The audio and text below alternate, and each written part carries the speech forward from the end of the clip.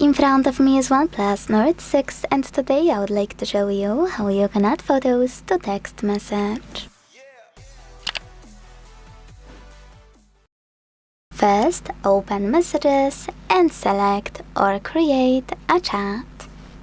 Whatever you decided, when you're ready, whether you want to take a photo now or pick one from your smartphone, tap on this icon at the bottom right corner of a photo and the camera.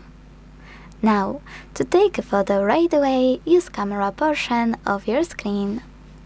It will be automatically attached, so all you need to do is send it.